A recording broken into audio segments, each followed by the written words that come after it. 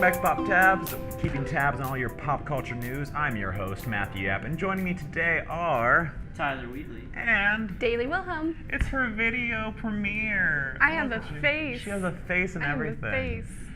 We've seen Daley a lot over on podcasts, but here she is. And Yeah. Tyler does a lot of podcasts, too. We all do. do podcast, Yeah. kids. There's a human behind the voice, I promise. I'm We're not an so android. Talky. So, jumping straight into it. This week, we got an amazing trailer for Black Panther. It was sexy. Like, sexy. Yes. That trailer was hot. Yes. But a lot of people are pretty excited for it. Some not so much. But right off the bat, what do you guys think about it? I mean, going into it, I was like, oh, well, we had that like lackluster poster a while back that was just kind of like word art and like T'Challa sitting in a throne, and like I'm there for that, but a little more effort could have been put in, I felt. Probably. But the trailer itself, you can see the budget put behind this, and I appreciate That's that where the they poster put- budget went, was in that trailer. No, it's just all the trailer. It's just all the movie itself, which I really appreciate. No, I'm super excited for this movie. I'm just a little sad that it comes at a time where I'm like, superhero movies, I'm done. Yeah. I feel that, like, spiritually. I feel like I've seen, like, every superhero movie that comes out. I'm like, this is kind of the same movie that, Right. oh, wait, no, it's not. But, like, the trailer for this one, like, to be completely honest, all the effects that you see, like, in each fight were pretty awesome. So sexy. Like, it was pretty cool to see. Like, the car chase scene where he, like, legitimately, like, backflips off a building after being launched and then, like, throws a tire off a car. I'm like, Yeah. okay. No, I'm with you guys. Superhero movies, I'm kind of... Winter Soldier is my favorite superhero movie, and to me, it's all gone downhill from there. Like, That's fair. It's That's nothing's fair. been as good since Winter Soldier. I think everything's lacking Bucky Barnes. So, like, put Bucky Barnes in Black Panther. I don't know. But, You know, it's okay. But yeah, I'm actually really excited about this one. It seems, like you said, like the effects are really cool. And kind of in the same ring as Wonder Woman, just like that was our first female superhero, this is our first black superhero. And simple changes like that, they might be able to do a whole change. I'm excited for a black superhero. It's about time. It It's honestly about time. is, Like, yeah.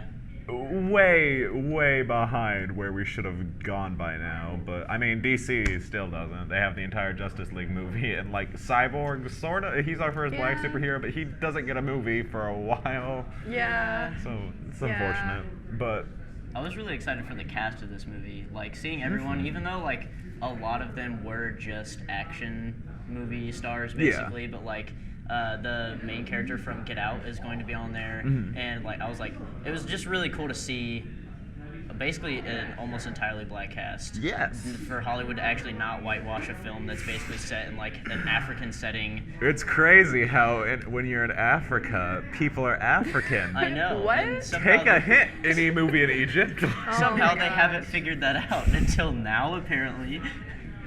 But Lupita Nyong'o's in there, which I love her. Yes. I will die for Yes. her. I'll die for most people, but I'll die for her. Yeah, But her it's specific- an incredible cast, and I think that that's another thing that we need from superhero movies. We need that kind of refresher of new blood in there, because we've been seeing the same faces. Like, I like Robert Downey Jr., but maybe I don't want to see his face in Maybe I every don't single want Marvel Robert movie Downey ever. Yeah. That is That's fair. the problem with creating this universe is like it's just like every time we're all back.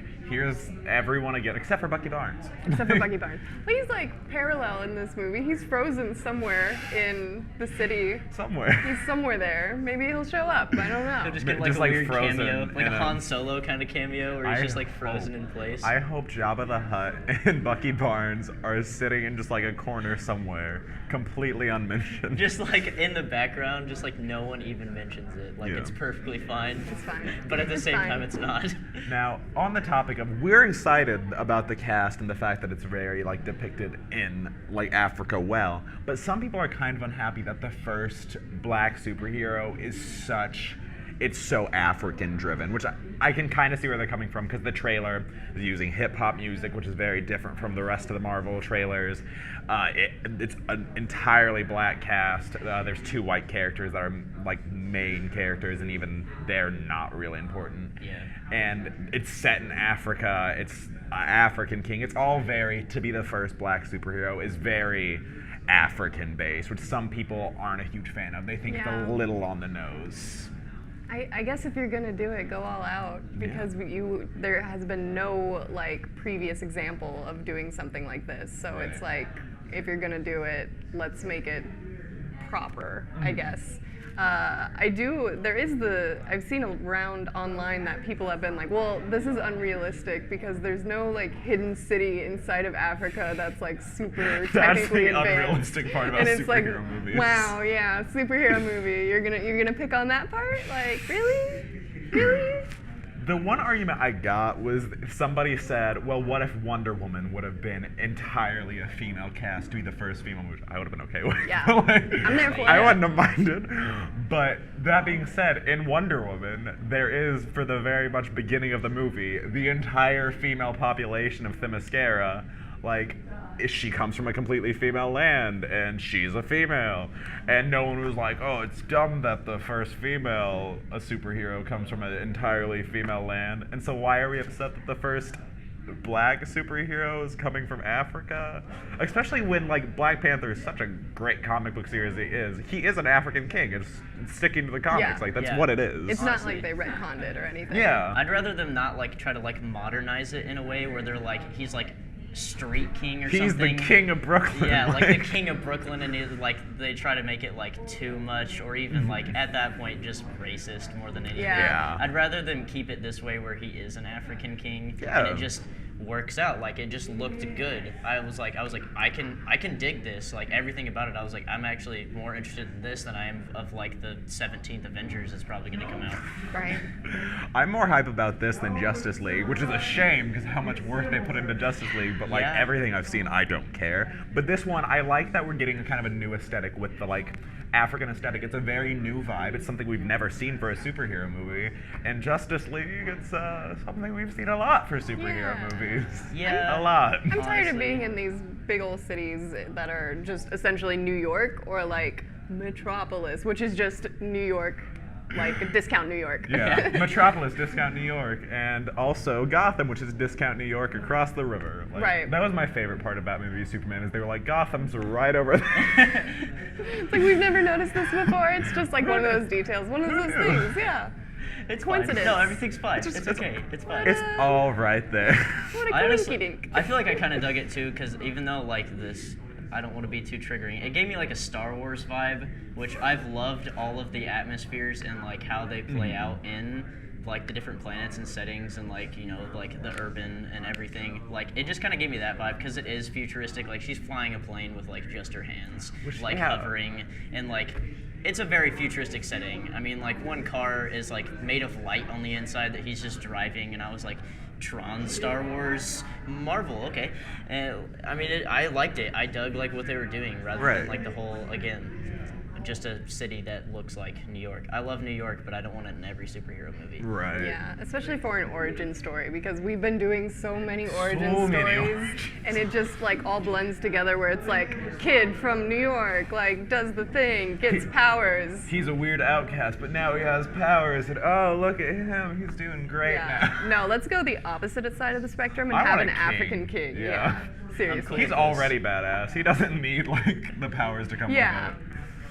But no, obviously representation matters. At least I think so. Some people can make the argument that we should be race blind. We shouldn't. It matters. But it's just like when Wonder Woman came out, we saw a ton of like little girls and grown women who were like, oh my god, a superhero movie that looks like me. Right. That's cool. And so to take a movie and get a completely black cast, and now like black people can be like, cool, a superhero movie that's like me, and is not just Falcon in like 5 minutes of every Iron Man movie. Right. That's your representation. Yeah. So I think it's important that we're finally getting some type of representation for black people. I'm here for it. I'm here for I agree. it. I'm here for it. I do agree. Well, switching topics. We're going to talk about the Switch. Transition. Oh god, I hate myself. The Switch, Nintendo Switch, the newest console, is getting Doom, Skyrim, and LA Noire all coming to the Switch, which is really weird games for Nintendo, but they're sure taking it there. Skyrim is being released Again. Every time you say Skyrim, it gets ported to a new device. Every Skyrim for the GameCube, coming soon. I'm telling you, I told you before, the janitor is the only one still awake at Bethesda, and he's just continuously re-releasing it. And it works. Yeah, it works. No, I'm ashamed because I'm probably gonna get Skyrim for the Switch.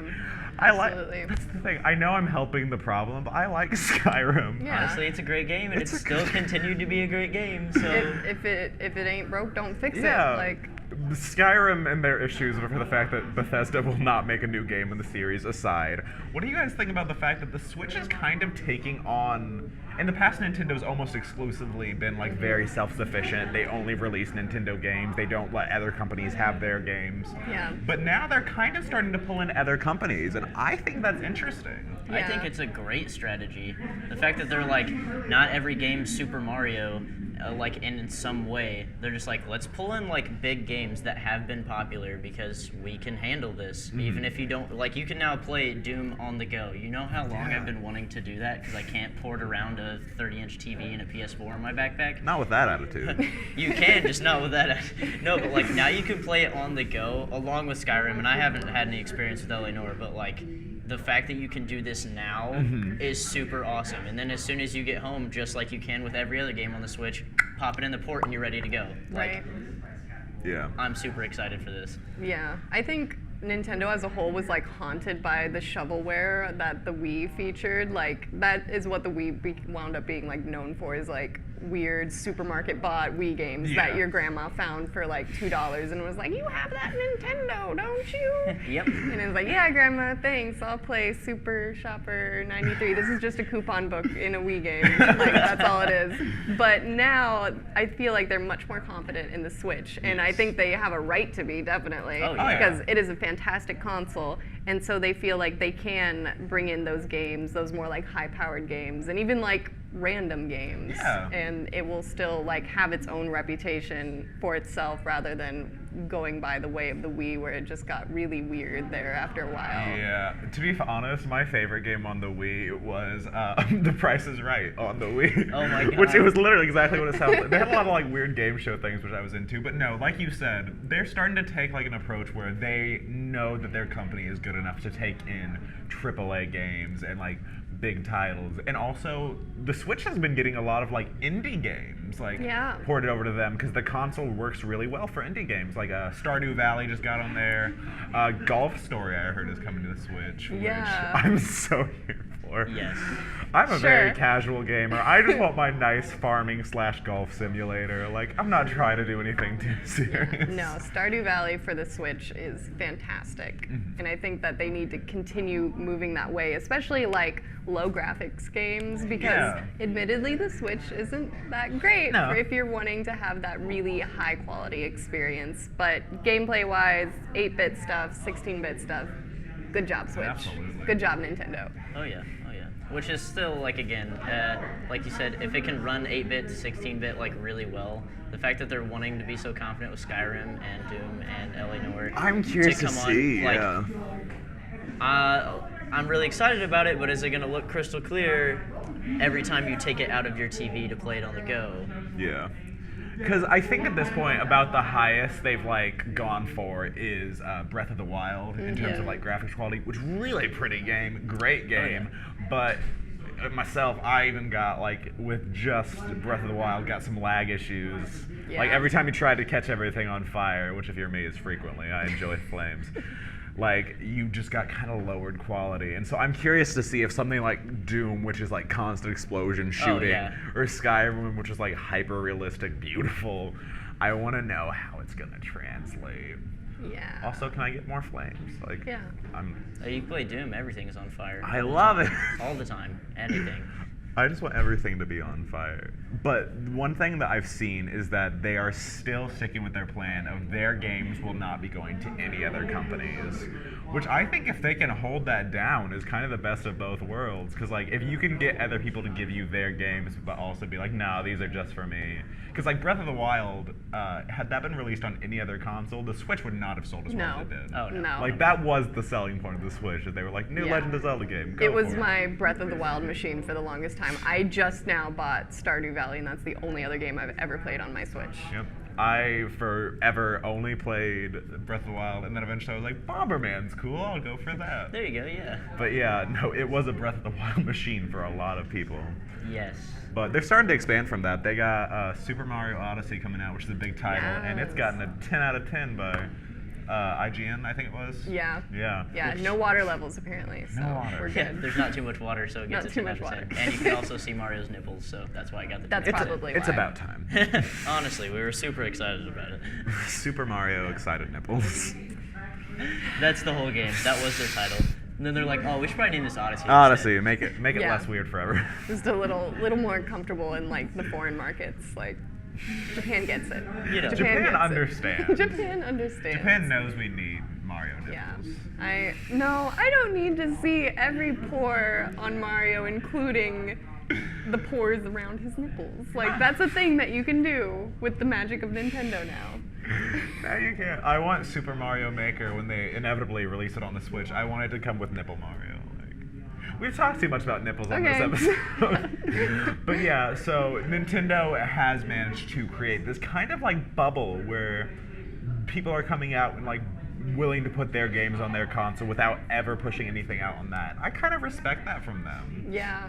Like- They've always had very interesting like strategies when it comes to approaching the market because like with the Wii that was the first like, hey, old people, you want to play video Yeah. games too, or like even with like all their classic consoles being released, like the exclusivity of that. Yeah. I mean, it sucks because like I want to get that and I can't because it's so rare to find out in the wild when it's not like being like charged for double the price by scalpers on eBay. I just want a But- baby Super Nintendo. Right, but at the same time, it makes me want it more. Like, Same. if I was just able to pick that up anywhere, I might not even consider it. But there is something to the appeal of being like, oh, this is Collectors, rare. yeah. This is like collector's edition. Because that's the thing. Had they just said like, yeah, here's a really small Super Nintendo, I'd be like, oh, neat. But like they're like collector's Super Nintendo, small. Huh. I'm like, God, I need it.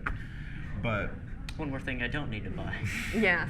something that's kind of come up with all this is, do you think Nintendo is on the same level as Xbox and Sony? Because they are releasing some of their games now, and they're sale-wise, they're getting up there. So do you think that they're contending on the same level? I don't know. I think like if you want to take it to console wars and like everything that Sony and Microsoft are doing, I mean like the PlayStation Pro came out like last year. Xbox One X is getting ready to come out with Project Scorpio, and they have some really high-end hardware in their Yeah. systems. And as much as the Switch is like getting to be this console that can handle, you know, big AAA games, and they're releasing their own content that looks really good, I don't think it's almost in the same like league or on the same playing field Yeah. as Sony and Microsoft, because I mean the portability is kind of what keeps it out there. The Mhm. fact that you can play Breath of the Wild on your TV, and then as soon as you want to go somewhere you can play it and it still runs it perfectly fine. I can't take my PS4 everywhere with that kind of attitude. But like realistically you can't all the time. Right. But you can play these high-end games that are like shoving graphics at you all the time that are hyper realistic, and like your system can handle it, whereas again that's a worry we have with the Switch. Yeah. Is it going to do that? Yeah. I think it's hard to equate Nintendo to like Xbox and Sony because Nintendo, like its properties is what really makes it, and Yeah. that you cannot play a Mario game on something that isn't like a Nintendo machine, essentially. Yeah. And everyone wants to play Mario. That's never going to be a thing that becomes unpopular.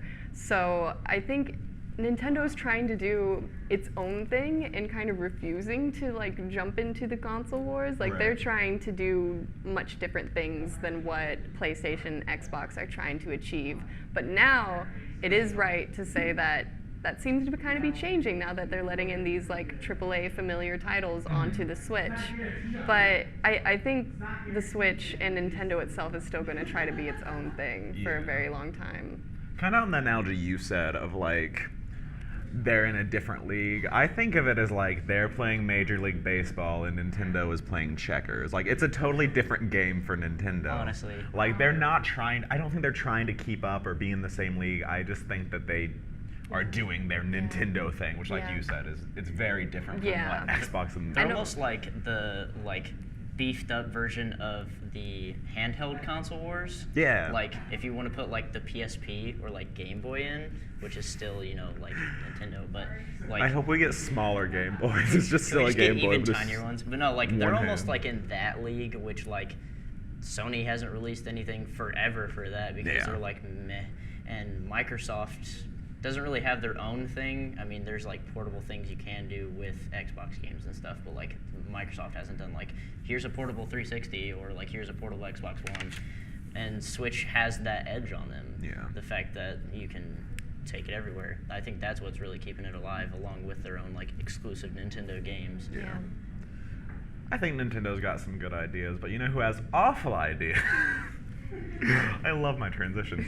Is Biloxi, Mississippi. They're awful. Like, seriously. They're the worst people I know, personally. I hate them. Agreed. Just everyone in the city itself. Just the entire city. Everyone. Like, Everyone. oh Not my like gosh. not like the school board of education. No, It's not just, the like, school Just board. the whole Not place, the school the board. whole Just city. everyone. Oh my gosh, bleep me out for a second because f those stupid motherfuckers. Like, oh my fucking god, I hate them. Listen, what I'm referring to is To Kill a Mockingbird, one of the greatest books of all time. Yes. Probably, it's number 3 for me, but arguably the best book of all time, is now being removed from the required reading list because it makes some people uncomfortable. And you know what? That's the point of the book. It's supposed to make you uncomfortable with racism. Honestly. Of course the South would do it. I'm just saying. Of course. I was honestly like super upset to see this. This was one of my favorite books I read in school. It's the best. Like, out of everything they force you to read in school, To Kill a Mockingbird was great. It We're was still amazing. reading Great Expectations, but we're not reading To Kill a Mockingbird. I mean, honestly. But like, the fact that they want to pull this because it makes people uncomfortable, like, I mean, again, like you said, it's supposed to make you uncomfortable. It's literally about racial inequality. It's not a fun time. No, it's really not. It's not meant to be something you were like, oh, that was okay. Yeah. Like, you're supposed to be like, holy, we allowed this to happen? Yeah. Like, we let that happen to real people? No. Yes, because it is a work of fiction, but we let that happen to real people. Like, that was a very real book. There's nothing about that book that is, like, crazy out there. Yeah. No, yeah. Except for the fact that, like, a white lawyer treated a black man nicely. But, like, That was the exception. That was the time. exception. That was, an that's because exception. Atticus Finch he's my personal hero. That's not a joke. I've always considered him my moral compass. I love Atticus Finch. Yes. I look to him. I want to be like him when I grow up. I have a picture to show you later, and maybe we can throw it up at like the credits. But it's an interesting one of Atticus Finch. He's my You'll hero. see. Anyway, but the point is that I'm so upset that this is like a conversation that we have to have in 2017. And forgive the term, but this is like a super snowflake argument. Like, they're afraid that people are going to be triggered by the use of various language, and it's like, well, then we have to like exclude everything about the past. Everything about, like, get rid of history class. We're living in the now because apparently if anyone gets slightly offended, then we can't talk about it. It's like, at what point are we going to pull like Diary of Anne Frank because it makes people uncomfortable? Because if you're comfortable with that, then there's the real problem here. Yeah. Like, God, climbing a rope in gym class made me uncomfortable. I still had to do it. No, I think the main issue it like lays on is a bunch of parents said, a lot of them were white parents, said that the use of the N-word and talking about how it related to people back then is making them uncomfortable, and they think that it's not something that necessarily is still applicable to today. People don't need to know about as much, and their kids at such a young age don't need to be exposed to something like that. But they really do, and I know we don't want to admit it, but we're not living in that great of a racially tensioned time. Yeah. White supremacy and Nazis are back. Like, it's all still very relevant today. I think even more so in the past, like, year than ever. And so I think this is an awful time to remove the book. Honestly, I think that if we can teach the younger generation that, like, this is bad, don't be like our past. Don't repeat the past. Yeah. I mean, like, you know, how the saying goes is, you know, if you don't learn your history, then you're bound to repeat it again. Which, at this point, is this going to snowball into, like, we have to remove slavery from history class because people are uncomfortable that, you know, white people back in the day owned African Americans? Yeah. Which, clearly was a horrible thing. Right, but because we obviously don't time has remove that. passed. Obviously, we're not having slaves anymore, but you still need to know it happened. You still need to Exactly. know. I think the whole point of the book and a lot of like what school is especially history, is looking at the ugly parts of society, and it's hard to look at, but you need to understand why they're there and what scars they left on society. Exactly.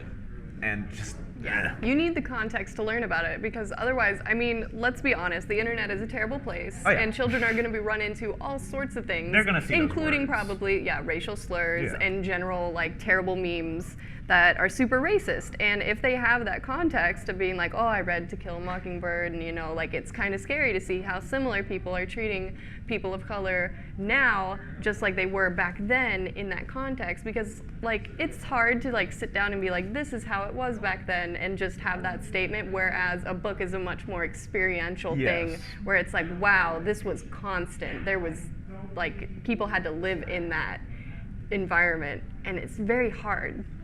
And that's the thing, is we want to be able to like just escape it and ignore it, but a lot of people can't. A lot of black kids don't get to escape that word because they're being called that Yeah. word. And I know it's a hard word, but even the book itself sits down and explains in a really good way. Like, Scout asks her father what he's being called a in lover. I'm not gonna say it, Yeah. but he's being called that, and she asks what that means, and he sits her down and explains that it comes from a place of ignorance and that it's in reference to black people, and he explains why that word is wrong. And so when you take that away, and now the kids are only seeing it on the internet or thrown around as a slur, they're not gonna get it as much. Like, listen to rap music, they're gonna hear it anyway. Yeah, and I mean, we still have the arguments today of people being like, why can't white people say the N-word? Right. And it's like, read this book. Read this book. Read this book. Understand we're not the ones who got affected by it. We're not the ones who get to say it. Yeah. Exactly. It's like we shouldn't be saying it anyway. It's just, you know, we need to like take that out. It's a racial slur. It's supposed to be derogatory towards these people. And like, it's this honestly, it's like one of the most upsetting things that you hear a school having to remove. Yeah. I mean, like at a certain point when they had to remove Harry Potter because they were like upset about Witchcraft. it. Yeah, and oh, there's witchcraft in my good Christian neighborhood, and you're like, what? I mean, I guess they just had weird arguments, but for this one, they're like, it makes people uncomfortable. It's like, well, sweetie, you're gonna be uncomfortable your whole life. At least Racism's uncomfortable. Exactly. At least give your kids like something to be uncomfortable with, but in a positive way. Yeah. Like if they're going to be uncomfortable, at least this is something that they can be like, huh, yeah, that was bad. Like we shouldn't do Right. that to real people. So with that being said, there obviously has to be a line for what should be taught in school. Where do you draw the line on what is appropriate and what is not for school?